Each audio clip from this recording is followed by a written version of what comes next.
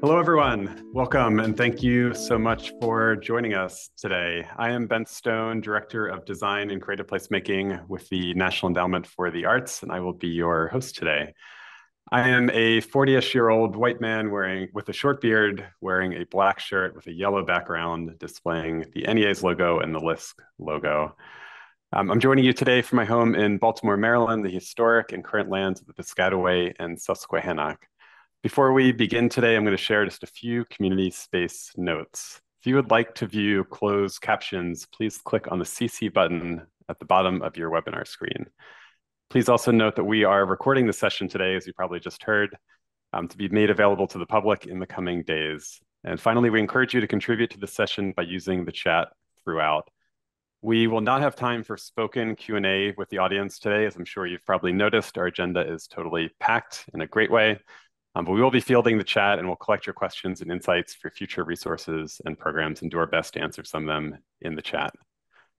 Today's event is jointly hosted by the National Endowment for the Arts and the Local Initiative Support Corporation as part of the Our Town Creative Placemaking Technical Assistance Program.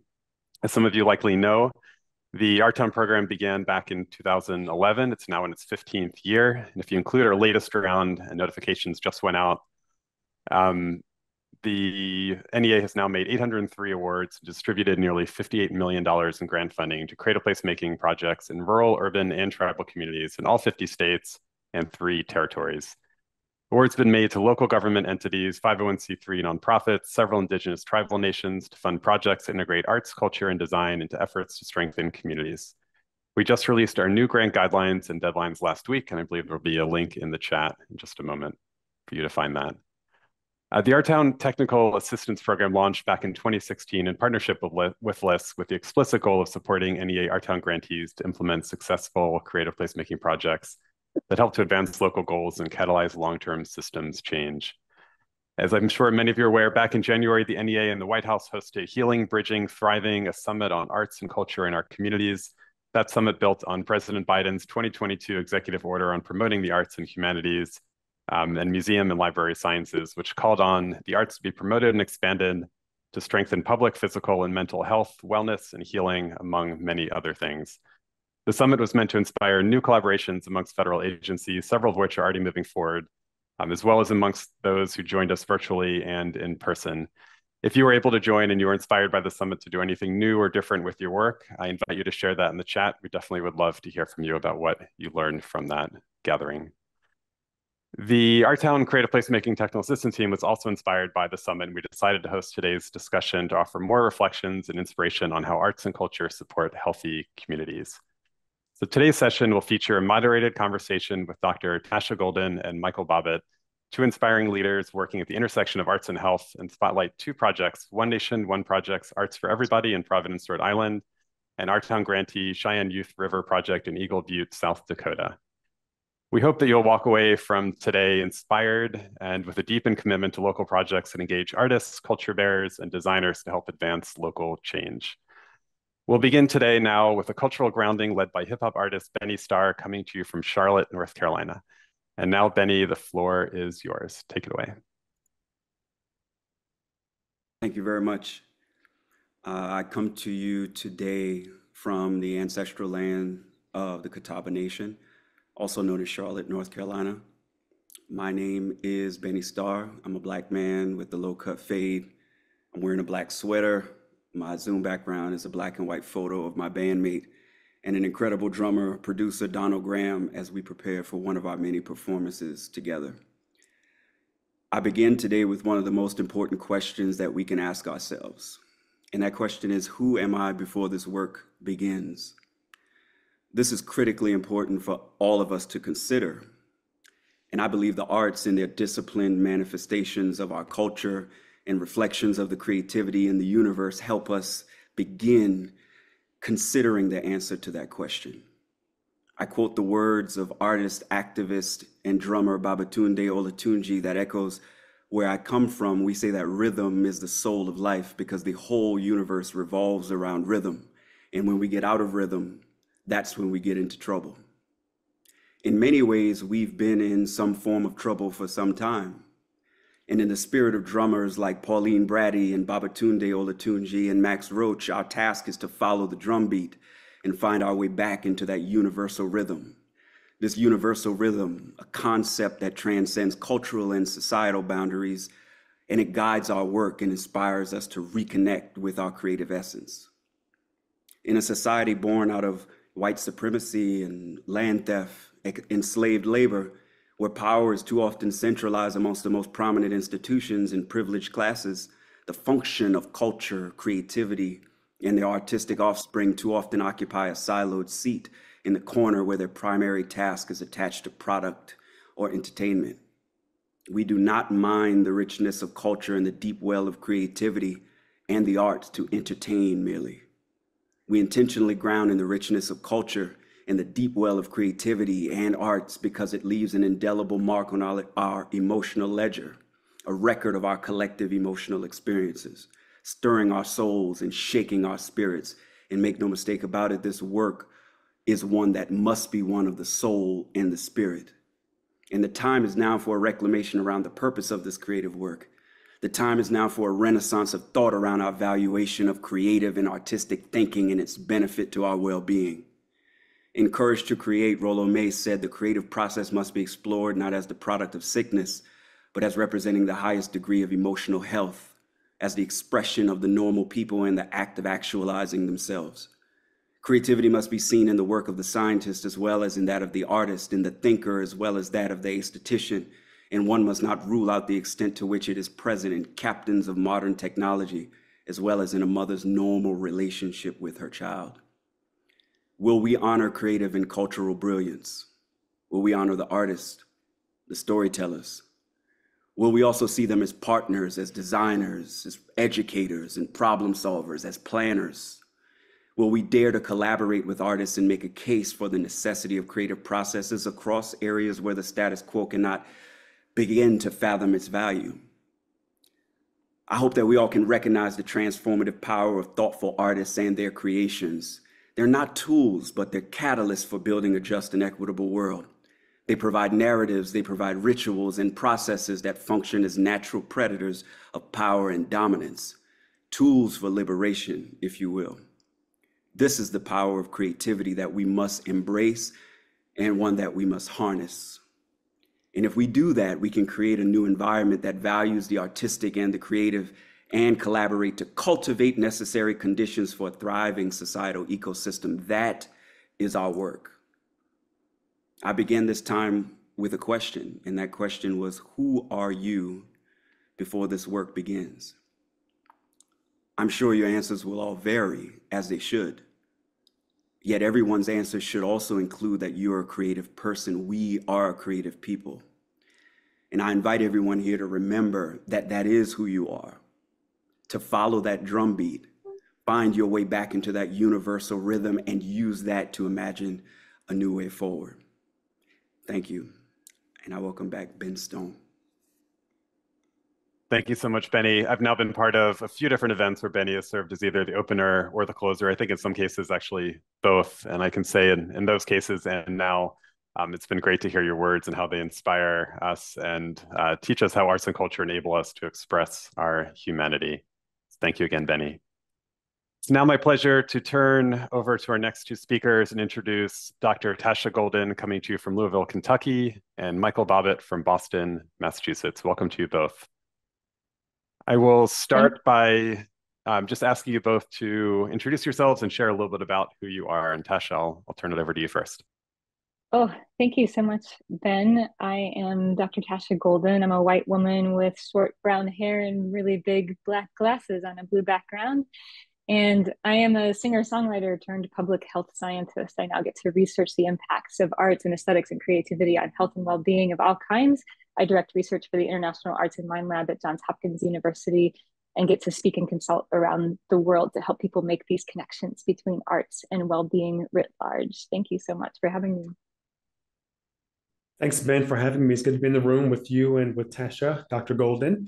I am Michael Bobbitt, Executive Director of Mass Cultural Council, zooming to you from my home office on the land of the Massachusetts Wampanoag and Nipmuc people.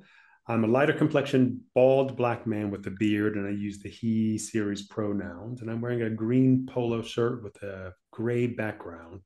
I get to run the state arts agency and think about ways of integrating arts and culture into the whole of our state and Commonwealth of Massachusetts. Thank you both, and welcome again. So I'll start with the first question for you, Michael. Would you tell us about the Arts on Prescription program in Massachusetts? Yeah, I'd be happy to. So what if the next time you visit a doctor or a therapist, they write you a prescription to bolster your health and well-being? But it's not a prescription for medication, and it's not a referral to clinical specialists. Instead, what if the prescription is for a music class or time in nature?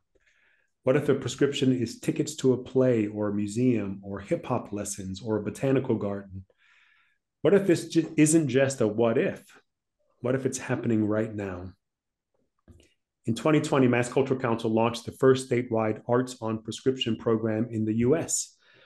Since then, healthcare providers, from pediatricians to mental health therapists to school counselors to social workers, physical therapists, and more, have referred their patients and clients to arts, culture, and nature experiences across the state in order to benefit their health. As the first state to do this, we learned so much from our varied partners and their early approaches. We worked with Dr. Tasha Golden to evaluate the program. We've learned how patients and providers themselves perceive and use this model of care. We've learned what kinds of referral processes work. We've also discovered more and more community partners that need and want to be part of this model of care. Last year, Dr. Golden worked with us to publish an Arts on Prescription field guide to help readers develop this kind of program in their own communities. And we're seeing an uptake with new pilots across the country. It's very exciting. Thank you for that. Dr. Golden, I'm wondering if you can help us provide a little bit of context and share a bit about the background of this model of care and how it fits into healthcare in the larger context of the United States. Yeah, well, arts and prescription is, you might imagine it as a subset of a model of care called social prescribing, which has been in effect in many other countries for a very long time. And it's essentially the idea that we know from concepts of social determinants of health, community referrals, that people's health is determined by many things outside of the clinic. In fact, over 80% of people's health is determined by something outside of a clinic, right? So people need things beyond the clinic in order to bolster and maintain and sustain and improve their health. So other countries have social prescribing programs, which basically refers to any activity or experience or resource or asset that somebody might be referred to in their community beyond pharmaceuticals or a typical kind of like referral to a specialist. And in the US, we do not have social prescribing per se, but we do in many communities have community referrals, non-clinical referrals, where providers can help their patients or clients, or in students if it comes to like school counsel or situations, they can help people connect with resources in the communities that might benefit them. But in the US, that's been pretty relegated to kind of like maybe some basic needs. We connect people with housing assistance, for example, maybe job skills training, support groups. And so there is a gap between what we have done in the US and what other countries have been exploring for decades at this point, which is that we have a lot of health boosting assets in our communities that evidence has said, things like arts, culture, and nature can benefit people's health, but we are not integrating those into our community referral processes. So arts and prescription, you can think about it as filling the gap in, if we have health boosting assets in our communities, why are we not tapping into those to the best of our abilities? The crises that we're facing deserve every tool that we can bring to the table, right? So arts and prescription programs like Culture RX are implementing that to say, okay, if we have been referring people to health benefiting resources in the communities, why not make sure that's every health benefiting resource, including arts experiences, culture experiences, nature. Thanks so much for that. Next question for you, Michael, building on that. This sounds to me like a very novel approach to healthcare, but from the description we just heard from Tasha, it also sounds like it could be seen as intuitive or straightforward. I'm curious what the response has been like in Massachusetts from providers and from people that aren't familiar with the role of arts in health. Have they seen this as novel or unproven? Have you run into skepticism? No, we're not really seeing skepticism when it comes to arts on prescription from either the healthcare professionals or the patients. And as Dr. Golden said, we're building on systems that have already been out there, community referrals, and then we've all read all the papers on art therapy and music therapy and other sorts of therapy. We had one doctor say they felt like they were prescribing beauty into someone's life, and another doctor said he felt like he was giving out Willy Wonka golden tickets. So in most cases, the engagement isn't a matter of evidence or interest, but of practical things like infrastructure and how to pay for it. And for that, as with most intersections of arts and health, we do need to see improved dialogue and collaborations and more initiatives across sectors. Healthcare providers don't need to be convinced. Everyone from insurance executives to chief medical officers recognize the importance of arts integration and well-being. The question is just how. Social prescribing and the model that we're using with our partners at Art Pharmacy has been the pitch that we've been using to get into these rooms. Yeah, and I could just add to that to say, there's so many, I've been in conversations with, the US Conference of Mayors lately, and there's so many people who are looking for innovative approaches to address the crises that we're facing, especially a growing mental health crisis. And when you can think about this in terms of tools that people don't have and untapped resources, the providers, like what Michael mentioned, they know that they do not have tools to address things like loneliness, like quality of life, like an inability to make connections that make us feel like we're whole and that we belong and that we have something, a sense of meaning and purpose. They know that they don't have those tools and they want them. They want to use them. And then meanwhile, these tools exist in our communities, but they're not being tapped for the purposes of bolstering health. At least they're not being they've been tapped for centuries, right? But they're not being tapped by our formal healthcare systems in a way that could really light up the ways that we move forward and move the needle on health. Building on that anecdote you shared about speaking with the U.S. Conference of Mayors, I'm curious, question is for both of you. Why is arts on prescription important right now? Why might this be a key way to move health forward at this moment? I get excited about it because I see it as a way to, it's an example of being willing to reimagine what health even is, and not necessarily reimagine, but instantiate it. The World Health Organization in 1940s said that health is a state of complete physical, mental, and social well-being. And I don't want to gloss over that word complete. That is a really high bar. Complete mental, physical, and social well-being, and not merely the absence of disease or infirmity, not merely the absence of disease or infirmity. And still today, 70 plus years later, we are still thinking about health mostly in terms of like, am I not in pain? Am I not sick? Do I not have a diagnosis? Am I not injured, right? And when we really think about the entire definition of health, it gives us an opportunity to think about like, okay, what is health really? What does it mean to include well-being in that? What does well-being mean for various people in various situations? So what is health really? Where and how do we create it? And who's involved in that process? Those three questions: what is health really? Where and how do we create it? And who's involved? When we can reimagine that, we start to open up so many more paths forward for addressing the really intractable problems of our time. Yeah, and I see this as a gateway for using social determinants of health and prescribing them, have them covered by insurance providers as a gateway. I can imagine this growing to food prescriptions, which is out there, but maybe not covered, but also things like education and financial well-being classes. I think what's great for our sector is that the model represents the importance of working across sectors and thinking innovatively. To that extent, arts on prescription with coverage by insurance company is a powerful way to get people talking about the relevance of arts to health, and it will benefit the arts sector greatly. This will be a new revenue stream and possibly expand patronage without having to do much differently. Sustainable capitalization for the arts isn't going to come solely from our usual funding streams. We're going to have to be innovative, and it's going to come from sectors that we know we have outcomes in, like education. Health and wellness is one of those sectors. We have a product, they have needs, and with spiraling healthcare costs, there is a shift to investing in preventative care.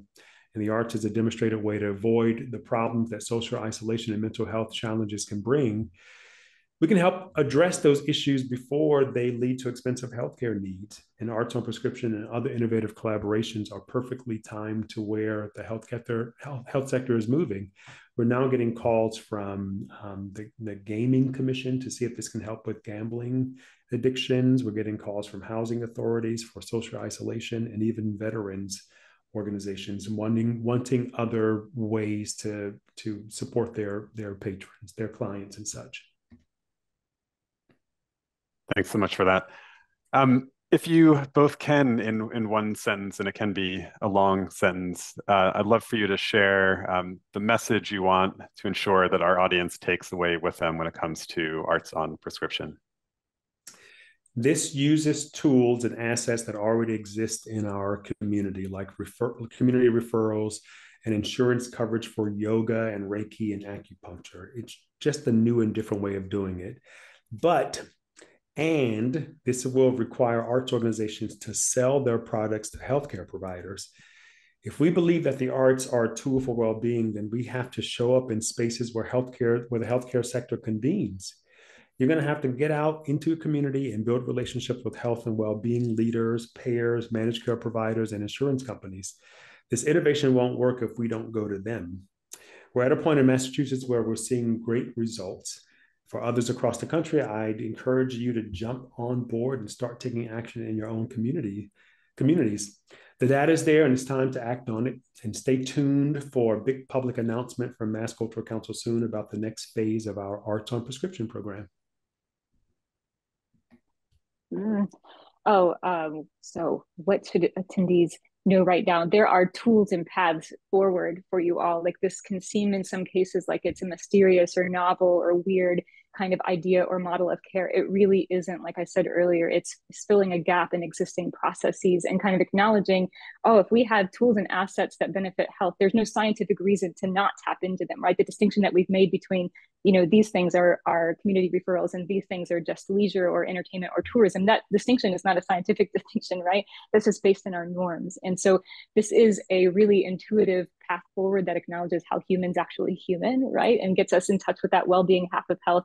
And we have laid out a blueprint for you all. So there is a free Arts on Prescription field guide that is a monster resource for anybody who's interested in this. Grab it for yourself, download it for free, share it with anybody who you think might be interested. It's a way to get the conversation going, and it really lays out the path from no program exists to how we can get this started in a collaborative way in our communities.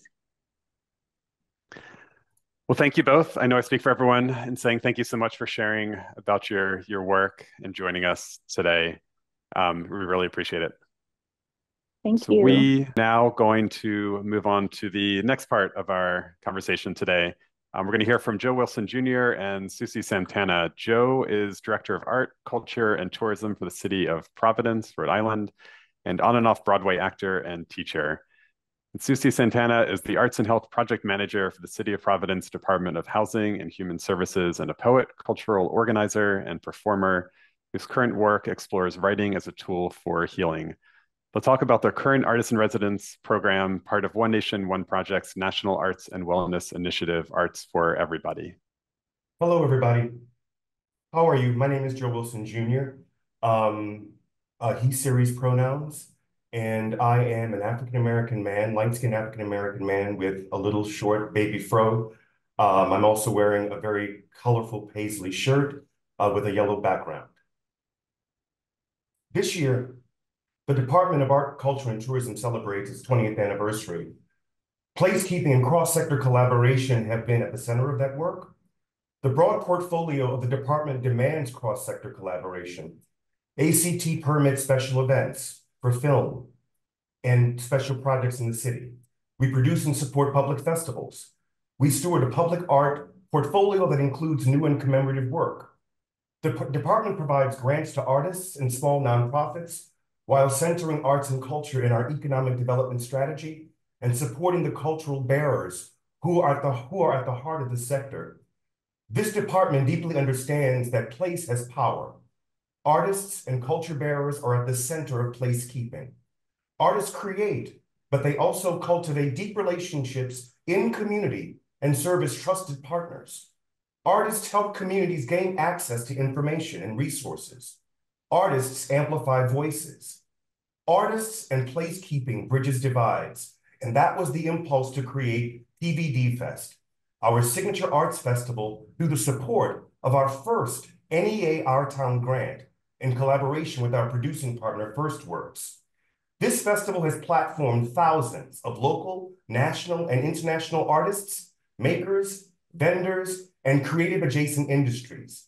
But its importance to the community rests in the power of gathering and galvanizing our community every year in the streets of downtown Providence.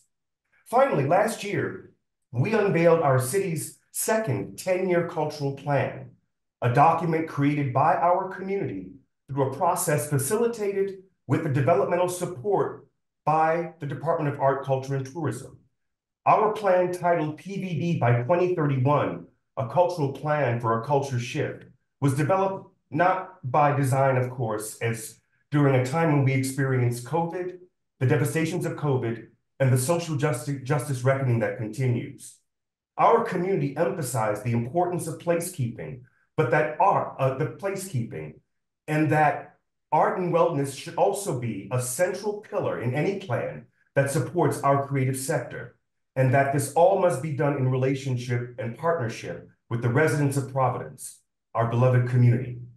Sussy Santana of the Department of Housing and Human Development, formerly the Office of Healthy Communities, will speak about our collaboration cross-sector and our placekeeping work in 2 of our city's public housing communities. The power of these collaborations creates the conditions to both share ideas and resources, as well as bearing the burden and labor of working through challenges. This is our practice interdepartmentally within the city of Providence and is reflected in our practices and policies that support our creatives and culture bearers. Sussy, my friend, take it away. Hi, everybody. Thank you very much. I'm very excited to be here. Thank you, Joe. I think the work that we're doing here in Providence really encompasses everything that Dr. Golden and Michael were talking about. So my name is Sussy Santana. Use she, her pronouns. I'm a Latina woman, tan skin, black hair. I have a great background, and I'm coming to you from Providence, the ancestral lands of the Narragansett people. So I was tasked to work in this new initiative called Arts for Everybody. One of the really cool things about this project is that it's bringing together artists, local governments, and community health providers. In 2022, the National League of Cities selected Providence as one of 18 cities to participate in this initiative. So the cool thing is that all of the 18 sites will unveil a large-scale participatory art project simultaneously on July 27, 2024. The good news is that you're all invited, and I am so excited for it. So this work is happening in collaboration with the City of Providence, the Department of Art, Culture, and Tourism, the National League of Cities, and the Providence Housing Authority through the One Nation, One Project, which of course, a lot of you already know that is a national arts and health initiative designed to activate the power of the arts to change the social fabric and heal the social fabric of our nation. So the Providence Project is a 1-year residency for 2 artists in Providence at Providence Housing. So just advancing my slides. So one of the artists that was selected was Vadik Kumba. Vadik is a multimedia artist. He is also a performer, a poet, a spoken word, and just an amazing human who has been bringing weekly arts activities to Chap Brown. Chap Brown is one of the largest housing complex in Providence. It's 346 units, over 1,000 people live there, families, all different ages. And Vadik has been working together with the residents to create a stop motion animation film that will feature the voices of Chap Brown residents. We're so excited. You know, it's we have talked throughout this the time about the amazing impact that arts has on people, and we have really seen it every time that we get together. Especially this work started right when the talks about the pandemics were shifting, and people were really just grasping with what was left. You know, how do we rebuild? What do we consider essential in this time? So when the artists started coming to Providence Housing, and meeting with the residents, a lot of them were very candid about what they were feeling and just the things that they were grasping. So the main topic of inspiration for all the 18 sites is the phrase, "There's no place like home." So that's exactly what we're doing, just reflecting on what home means to us and to the residents. This is Carolina Briones, a visual artist from Ecuador. She was chosen by the art selection panel to be in residency at Carroll Tower. That is a high-rise elderly tower where people, there's 194 units, and people at Carroll Tower have been very candid about all the losses that they experienced through the pandemic. So we had an exercise where we were reflecting on what does home sound like, smells like, taste like. And for a lot of the residents at Carroll Tower, it was the sound of an ambulance. They were very open about. They lost 23 people that lived in the building. And they said every time they hear the sound of an ambulance, they were getting so nervous. And they were able to open up about that because we were creating, and the artists have created a safe space where, you know, it's not the same thing to talk about something that's happening to you. If you're not using your hands or you don't have anything kind of guiding you through that anxiety of the process of telling a story.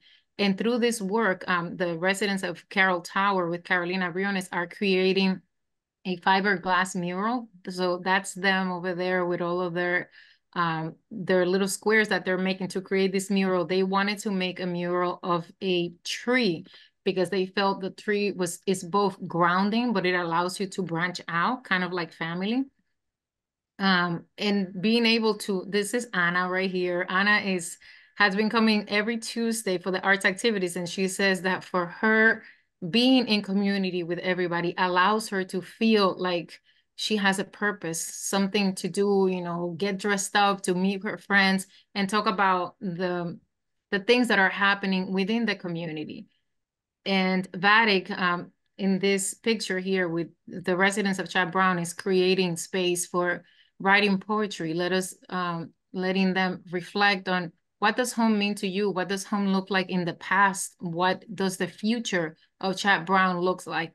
So the residents are writing poems that he's incorporating into his film, and then the residents get to voice it. We're just so excited for this. I couldn't even tell you, it's hard to put it into words what it means for us as a city to be part of this national initiative, where I see, you know, also as an artist, I get to see on a weekly basis the amazing shift in people's lives that this is creating, because it creates safe space for them to talk, to get to know each other, also to advocate for themselves, because this whole process is allowing them to get to know each other and start talking about, hey, you know, we need to fix this, we need to fix the other thing. And then they get vocal and they write about it. And that's one of the really beautiful things about this project.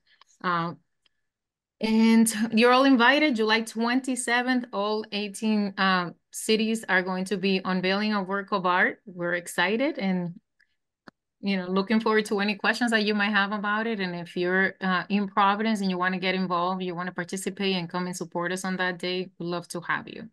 Thank you. Thank you both for those wonderful presentations. Really appreciate it. We are now going to move from the Northeast over to the western part of the country, to Eagle Butte, South Dakota, and Seattle, Washington. So I'm thrilled to introduce you to Julie Garreau and Angelina Villalobos. Julie is an enrolled member of the Cheyenne River Sioux Tribe and executive director of the nonprofit Cheyenne River Youth Project, a grassroots Native and women-led nonprofit organization dedicated to providing Lakota youth with access to a vibrant and more secure future. Cheyenne River Youth Project is also a 2015, 2019, and 2021 Our Town grantee. And Angelina is a muralist and teaching artist who has been a vital part of the Cheyenne River Youth Project's annual Red Can Graffiti Jam for 4 years, mentoring and creating murals during their youth programming. Please take it away. Good afternoon, everybody. I am a light-skinned Native woman from the Cheyenne River Sioux Tribe. I am Minnekoja Lakota. I have some big red glasses on, and my background is kind of a turquoise blue. My pronouns are she and her. So, do you want me? Then do I go? or do you introduce yourself? I think, Angelina. I'll introduce myself. That way they know when I start coming in later on. My name is Angelina 179 Villalobos. I am here in Seattle, Washington. I am wearing my very first Red Can shirt that I participated in 2020. I am a light-skinned Latina with black hair, and I'm wearing my precious snake earrings just to seize the day. Thank you so much, everyone. Good afternoon. I want to tell you a little bit about the Cheyenne River Youth Project and our history and how we have pursued our work on the reservation. We believe that as Native leaders, our primary focus must be to serve as healers in our community. Our work is our medicine. Native people are born into trauma. Colonization severely damaged our connection to our cultures through forced removal, forced assimilation, language eradication, and the criminalization of our traditional lifeways. Colonization also deeply damaged our connection to our inner selves in terms of our artistic expression, which is essential to who we are. For Lakota people, art is culture, so rebuilding and strengthening that connection is essential to our healing. At CRYP, we know that we must begin with our youth. More than half our reservation's population is under the age of 18, and they are our future leaders and culture bearers. When we think about our work, colonization is the why, and our arts and culture programming is the how. In Lakota culture, children are sacred. Our work is grounded in the idea that we must provide safe spaces for them to learn and express themselves in positive, healthy ways, and also provide access to cultural resources such as traditional values, language, arts and cultural practices, ceremonies, instructors, and mentors. And if you look at my slide, you can look them in the upper left-hand corner. That is the Maine that was founded back in 1988. We took an old bar called the Little Brown Jug. And then if you kind of just go over to the right, that is now our 5-acre campus where we host a 3-acre organic garden. We also have a youth center for 4 to 12-year-olds, a teen center for 13 to 18-year-olds, and then we added an art park back in 2015. So in that sense, our whole history has been one of creative placemaking and cultural reclamation. We understood instinctively that our kids were craving and what we needed to do. Although we did not know these terms for it at the time, it was the same with racial equity and social justice. We have been speaking about these things for more than 3 decades. Throughout our 35-year history, we have always listened to our kids and let them guide us. They are our mentors and our teachers, and they have brought CRYP to where it is now. This is a critical approach for youth work, and it is only possible with sovereignty, the ability to make decisions for ourselves. That sovereignty allows us to be creative, innovative, resourceful, and flexible. It allows us to be risk takers. We have to be so we can meet the kids where they're at. And did you say, how do I go to the next one? The next slide. Oh, there we go. Okay. Thank you. Whoops, too far.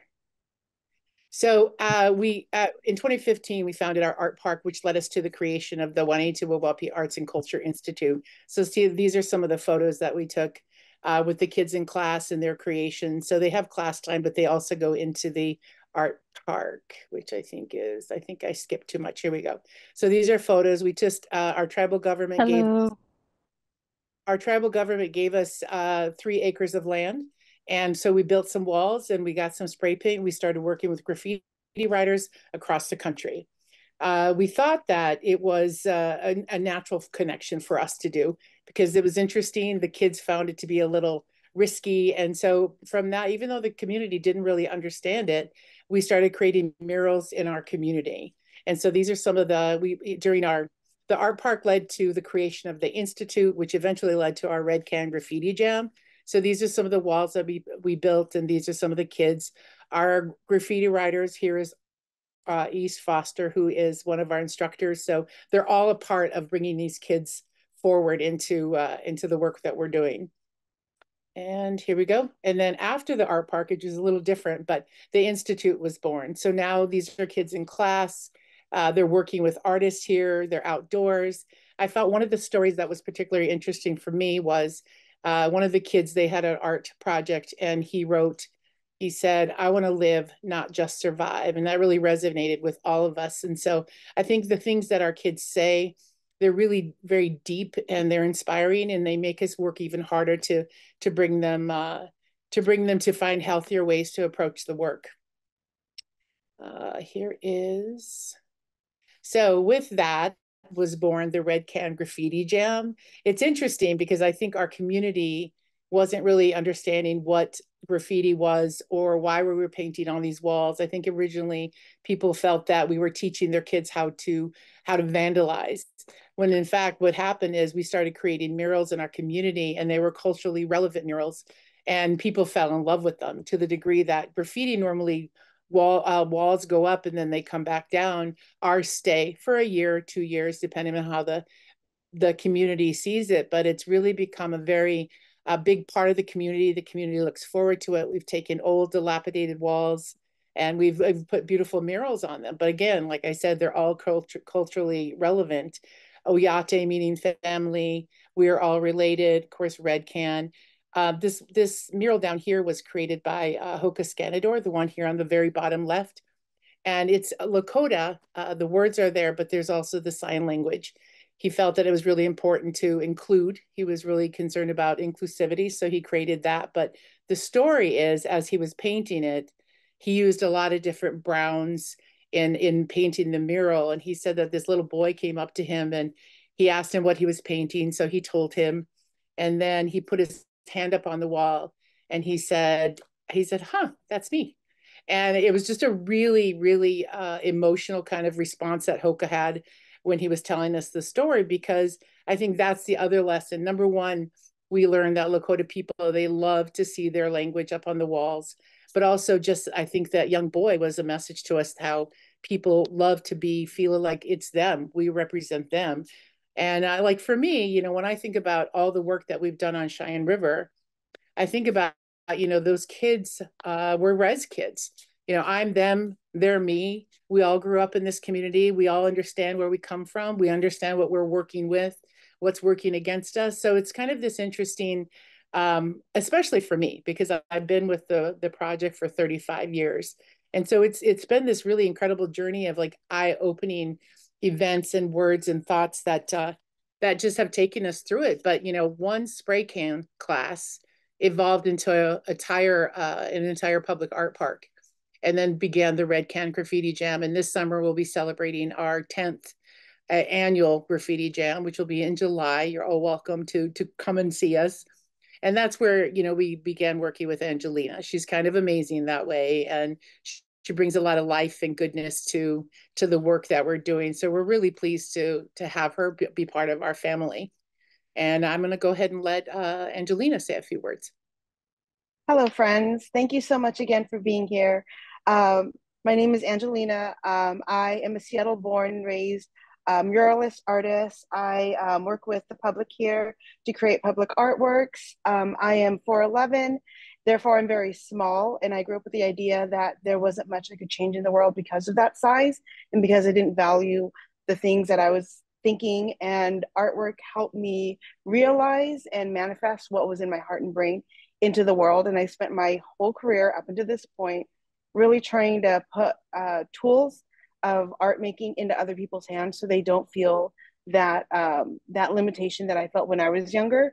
One of my core missions is making sure and ensuring that people, especially people that look like me, start off from where I left off and they don't have to struggle straight from the beginning. I don't believe in that pay your dues kind of philosophy. I very much believe in each one teach one and passing that torch so you can catapult into the future with the knowledge that I've created and collected and the previous generations before me have.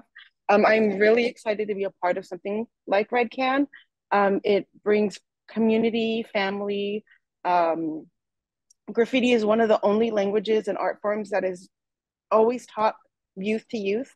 It was born out of New York City in the 80s, and it was young kids teaching other young kids how to create artwork in the limitations that they had in their own economic place that they grew up in. Spray paint is the tool that is predominantly used. It is a tool that was readily accessible to them at the time, and it's something that we still use today. As you can see in some of the photos, all the colors that are available to us. We then the way that Red Can is situated is we all come in for the first few days. We're working in the community, creating pieces of artwork on buildings. Last year, I did a giant rabbit mural that we did on the food distribution center there. You can see the photo of it. It's so massive. It's really hard to capture in just one photo. So you'll see a little pink rabbit there. And then on the side, we have the Lakota word for rabbit. I wanted to honor that this was part of the folks and storytelling that is shared, but also part of the food group that is eaten. I just think programming like this is wonderful and healing, because there's so much that one can say about creating art and how art can be a language of healing. And if you don't have that language, how are you supposed to get what's in here and in your brain out into the world so people can understand how and what is wrong with you, but then how they can help you? And I feel like graffiti is one of those tools that goes unused because we have the limitations and restrictions of what we see it. It's one of those things where we're focusing on how the message is being said instead of actually reading what the message is.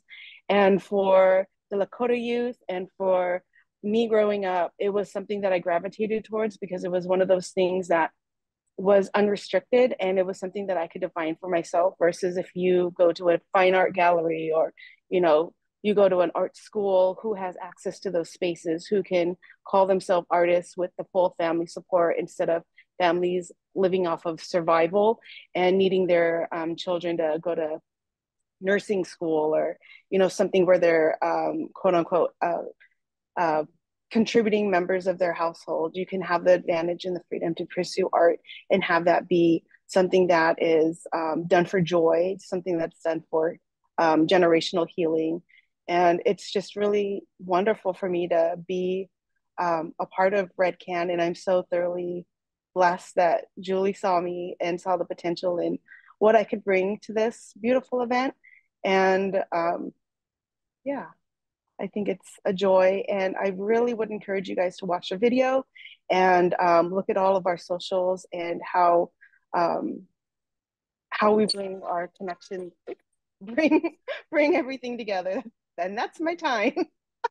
Thank you again, everyone, so much. I'll pass this back to whomever needs to have. Thank you again. That's me. Thank you so much. Yeah, Julie, go ahead, please. No, I was just going to take you back to the one slide at the very beginning. So these two photos down here are the rendering of the building that's hopefully we're going to start construction in July. But the arts program became so popular. And again, like it started with, you know, one graffiti class with spray cans. And we've always done art at CRYP. It's been the most important part because it's easy to come to, it's fun, but it's always had this incredible healing meaning behind it. So as we thought about the Arts Institute and what it would look like, we talked to the kids, just like we have with all of our spaces. We included them in the design of it. And so this is the building that we hope to start constructing in the summer after Red Can is over. But it's kind of exciting because the kids were a part of designing it. And that's exactly like them telling us and speaking to us and expressing how they feel about everything. But the biggest thing is that they tell us that our spaces are safe. They like to be there because it's safe. And we have safe people and mentors. And it's also really fun too. And that's the best part. Thank you for that. Great way to wrap us up today. So thank you to Julie and Angelina and to all of our speakers. We're going to do something that candidly we didn't fully prepare in advance, unlike everything else that was so well organized. And that is to bring up all of our speakers back onto our virtual stage. We have a few minutes left. I'm a little bit shocked, I will admit, that we ended before our time is fully up. And while I'm tempted to ask you all how tall you are based on Angelina's comment about her height and how it impacted her work, I love that. And I also love the fact that none of us know how tall we are in this kind of Zoom-oriented world. I will not do that. Instead, ask our speakers if anyone has a question for the rest of the group of speakers. I know some of you know each other quite well. Some of you don't know each other super well, but you just heard each other's presentations, and I'll open the floor to all of you to see if anyone has any questions. And if not, I'll pull some from the chat. I would like to ask Julie, what is the most recent win that CRYP has had? Oh, I think it's a big win. So, you know, in South Dakota, I think the people know the history of of our lands, which we do not have access to because they were taken from us. And the Supreme Court said, no, your land was stolen. So recently, the Cheyenne River Youth Project purchased 40 acres below Bear Butte, which is one of our sacred spaces. So this past weekend, we dedicated that property. And we dedicated in Lakota, which means that the children are coming home. So we spent the weekend, we put up our teepees, we camped, we went to all the different sacred sites like Devil's Tower and Wind Cave, and just made a great weekend of connecting our kids to something, the outdoors, that should be theirs. So it was pretty great. It's a fabulous win. Thank you for asking. In that case, I'll ask a question based on one I saw in the chat earlier. I'm not sure if anyone answered it. And it was about data on impact from all the work you all described. Does anyone have any thoughts on how you all communicate data on how the work you've described impacts the communities you're working with? We have some data. This is Michael Bobbitt from Mass Cultural Council. We have some data. We have about 2,000 prescriptions were written, and we had a 67% success rate on the usage of those prescriptions. Most of the data on from the patients was anecdotal, and part of the challenge, I think, is going to be for us is getting people that use things like ARTS prescription to recognize qualitative data as just as important as quantitative data. I know the group that we're working with, Arts Pharmacy, has a better tracking system for getting more quantitative data, but that is the language they speak, and we have to speak the way they speak. And so we're going to figure all that stuff out as we scale this program up.